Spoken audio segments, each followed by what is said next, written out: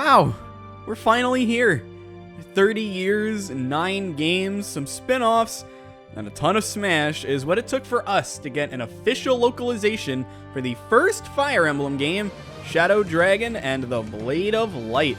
I've been playing this game a lot recently for my Fire Emblem map rating series, and while the new features in this version are much appreciated, there is a lot about the first game that might seem confusing for newcomers. Here are some tips for those of you looking to play this game for the first time. Starting off, this was the first Fire Emblem game. Duh, I just said that. Anyway, because it was the first game, certain things here are very strange. Most infamous is that healers don't get EXP from healing. Their only means of getting EXP is by being attacked, and while they do get more EXP for that than normal units, it's very different from the more recent games where heal spamming is actually a very easy way to get EXP. That's only the beginning though. Like most Fire Emblem games, if your lord dies, Marth in this case, you get a game over. Enemies know this and will specifically target Marth over any other unit, sometimes even if another unit can die, since the AI wants you to get a game over more than anything. You may be the kind of player to reset when any unit dies, but the design mentality of older Fire Emblem games didn't really take resetting into account. And then there's the nightmare of how battle stats are calculated. For physical attacks, it's fairly standard. Player strength plus weapon strength minus enemy defense, given there's no terrain or anything like that. For magic though? Alright, so for attacks, there is no magic stat. Magic units have a strength stat, but it means absolutely nothing. They also have a skill stat, which means absolutely nothing, aside from some added crit. Tomes have an accuracy of whatever their accuracy is, skill having just no involvement. Now for enemies, their dodge for magic is their luck stat plus absolutely nothing. Yeah, their magic avoid is just their luck stat. Oh, and their res, yeah right. Finding an enemy with more than 0 res is harder than soloing Sacred Stones with Erica. Needless to say, people who are used to how all of this stuff works in the recent games will find this awfully confusing, and that's okay. This version of the game gives you a turn wheel that allows you to move back as far as you'd like if you make a mistake, or you want to do something over again. You'll find that this game is surprisingly forgiving once you figure it out, and with the turn wheel, learning what the game is all about has never been easier. Way more importantly than any of this, though, is the speed up option. This game is, as I've said dozens of times on this channel already, painfully slow. Having the option to speed up everything, or even just enemy phase, is a huge boon, and I'm sure that even the most die-hard FE1 fans will appreciate the speed up option. Do be warned though, it's just a speed up, as in the audio is going to be sped up too. Might not sound all that great. Moving on, not all of you may be complete Fire Emblem newcomers, just FE1 newcomers. Some of you may have played the excellent remake, Shadow Dragon, and wanted to come back here to see what the first game was all about. To help you guys out a bit, mostly because Shadow Dragon is really good, and I hope more people play it after trying this one out, let's go over what Shadow Dragon has, and this game doesn't. First, and least surprising, class change is not a feature. No, you can't have Wendell hop on a Wyvern and become one of the best units in the game. No, you can't turn Sedgar into a knight and have him just kind of face tank everything. And, most tragically, Doga and Gordon are stuck in their base classes, so any potential use they could have doesn't exist. Nuts! But on the bright side, between no class-changing, weaker enemies and the AI's addiction to attacking him, you'll really want to use Marth. He's very good, which is a sentence that anybody who's played Shadow Dragon on higher difficulties will cringe simply by hearing me say it. On the opposite end, Sita is one of your best units in Shadow Dragon. There's a few reasons, but the big one is the Wing Spear. This is a weapon that deals triple effective damage against cavalry and knights, which happen to be the enemies you face the most. That Wing Spear is not in this game at all. She's still excellent, but compared to some of your early game units, such as Jagan, Wendell, Kane, Abel, stuff like that, she does struggle a little bit. Good news for Shadow Dragon players, though. While the original FE1 did not have a save system like Shadow Dragon did, this one added bookmarks, which serve the same function, although with the game not being out at the time of this recording, who knows if it'll act more like a save state and be crazy abusable, or be more like the save system that Shadow Dragon had. Shadow Dragon fan, modern fan, old fan, new fan, doesn't matter though. No matter how experienced you are with Fire Emblem, this game is very cryptic. For example, the battle forecast, this is what it looks like. What does this tell you? My accuracy is good? Maybe? This is my attack, and I can gather that that's their defense, but I can't figure out any exact Oh! I'm playing without animations because the game is so slow otherwise, and the battle's over. Too bad. It's not like you can figure out weapon strength in this game anyway. The original came with a manual that covered all that stuff, but without the manual, good luck. Fortunately for all of us, the folks over at Serenus Forest have all of this stuff documented. Your weapon strength, the weird damage hit and avoid formulas I was talking about before, how to recruit everybody. Hint, you probably talked to them with Marth or Sita. Growth rates, the works.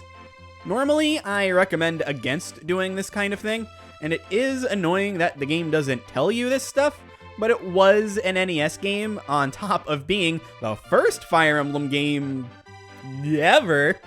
It's a bit of a time sinker, but if you're ever confused on what you need to do, Serenus Forest, that's the place to go. On the subject of this being the first Fire Emblem game, there's plenty missing from here that appears in the later games. Most notably, and fans of Echoes may have seen this one coming, this game just doesn't have a weapon triangle. The classic swords over axes, over lances, over sword shindig didn't appear until the fourth game, Genealogy of the Holy War, so even though there's a high density of lance-wielding enemies, that doesn't spell doom for swords. Swords are actually really good. They're very accurate, and when the battle forecast looks like this, you want 100 accuracy just for peace of mind.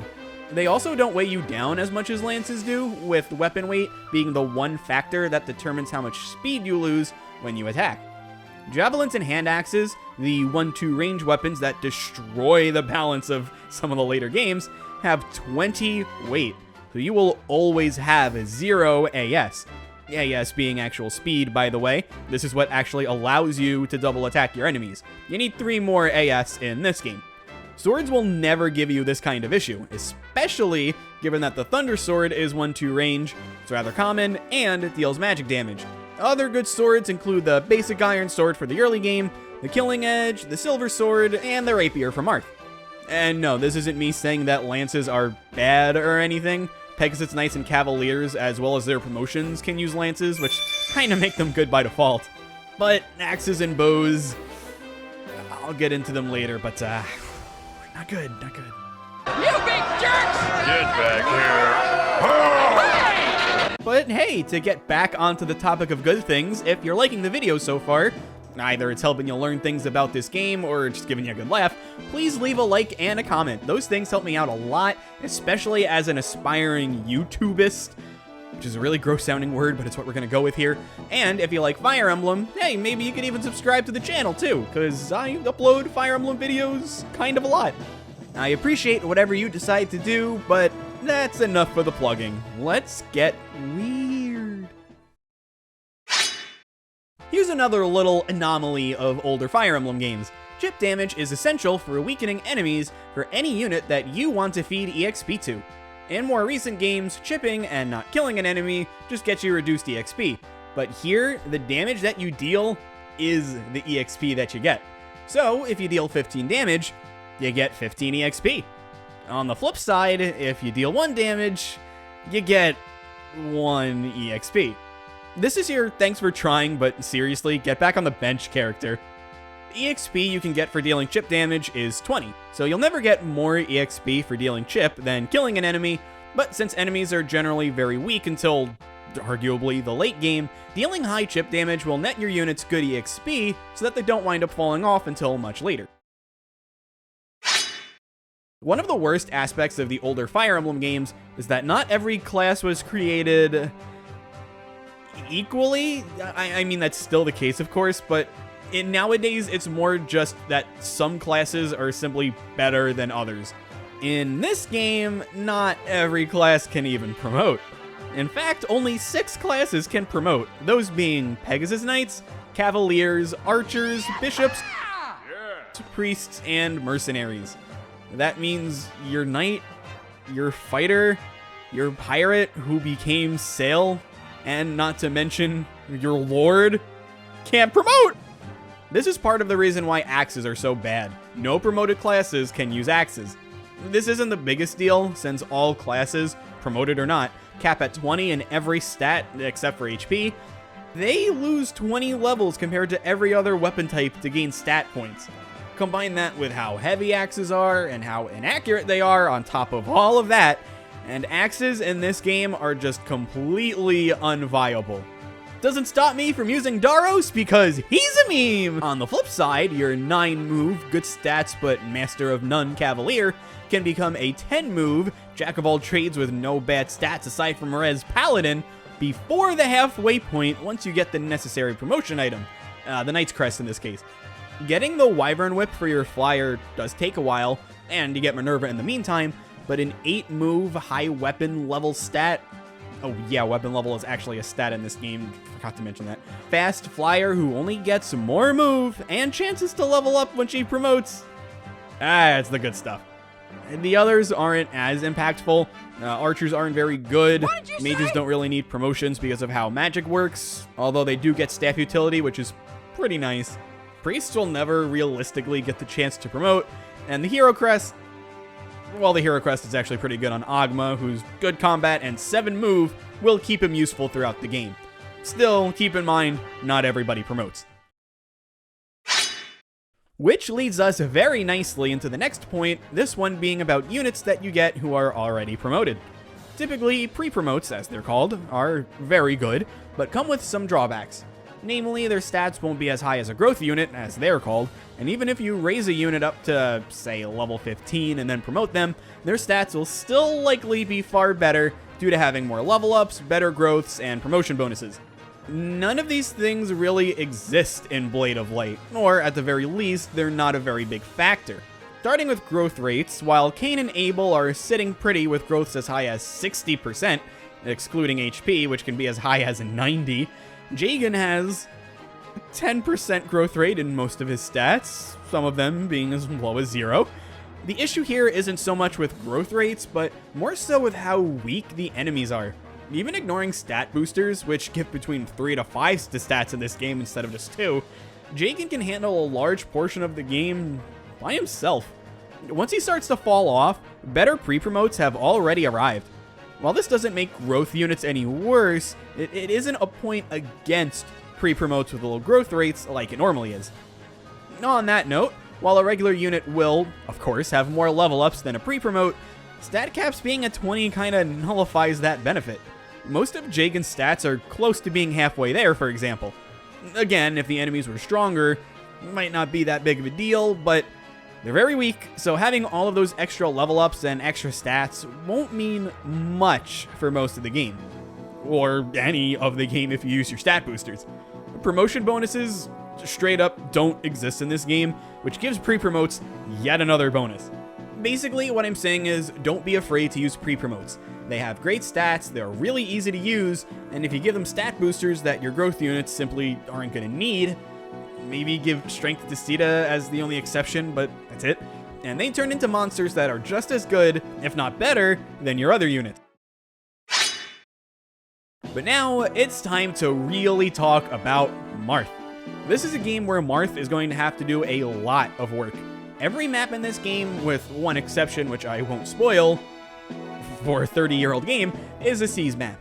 This means that Marth will always have to be moving forward if you want to end a map early, or you just don't want to spend a long time on any given chapter in general. Keep in mind that enemies love to target Marth, so while this can be dangerous if he's put in range of too many enemies, it's also free EXP in some cases, such as when a cavalry unit attacks Marth with a rapier. Marth has other things he has to do though. In many chapters, he's the character to recruit units, so he'll have to be positioned properly in that regard too. In Chapter 10, for instance, Marth has to make his way to this locked room with Maria in it, recruit her, then get into Minerva's range so that you can recruit her as well. There are tools that can help speed up the process, but this is another thing that Marth's gotta do. He's also the only character who can visit villages, many of which give you money or a new unit. So, of course, you'll want to visit those as well. Oh, and did I mention that he gets the Fire Emblem, which lets him open treasure chests at any time for no extra cost? Between that, visiting villages, recruiting units, beating enemies, staying healthy, and seizing to win maps, how you use Marth will not only impact how well paced your playthrough is, but also your general enjoyment of the game. Marth having 7 move is nice, but wouldn't it be nice if he had infinite move? This is where, by far, the best weapon in the game comes into play. The Warp Staff. You get your first Warp Staff in Chapter 3, where Lena has it by default. You get another by killing a thief in Chapter 12, and then another in Chapter 17 from a treasure chest. This combines for a total of 21 warp uses. When and where you use them is vital. Of course, you can just use it to warp a strong unit of yours close to the action to deal with the enemies, but more often than not, you'll find yourself using that good old infinite range to get Marth close to the seize point, or to a recruitable character, or to a village, something like that. Even beginners will appreciate getting to certain checkpoints sooner rather than later. They can also warp a thief close to some treasure that Marth won't want to deal with, or send a tanky unit to choke point to keep your other units safe, stuff like that.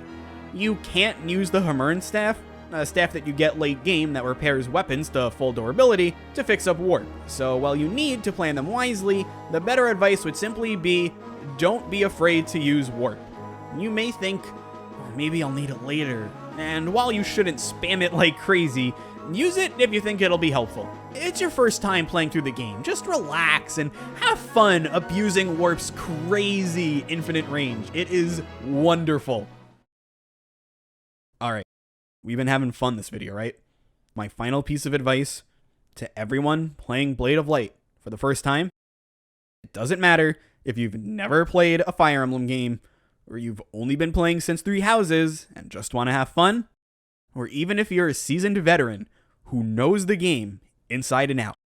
This advice is crucial for anyone looking to play this game, and that is, the triangle attack exists! It's totally how it is in most games. Just have Paula, Katria, and Est surround the enemy in a triangle and a boom! Instant guaranteed crit. You gotta love it. And those are just some tips for newcomers looking to try the first Fire Emblem game. It's definitely showed its age, and while it's far from my own personal favorite, I'm glad we all have the chance to play an official translation of it. At least until it goes away on March 31st. Still, it's a fun, exciting time regardless. I've been Kirby Fan, thanks again for watching, and enjoy Blade of Light. Bye-bye.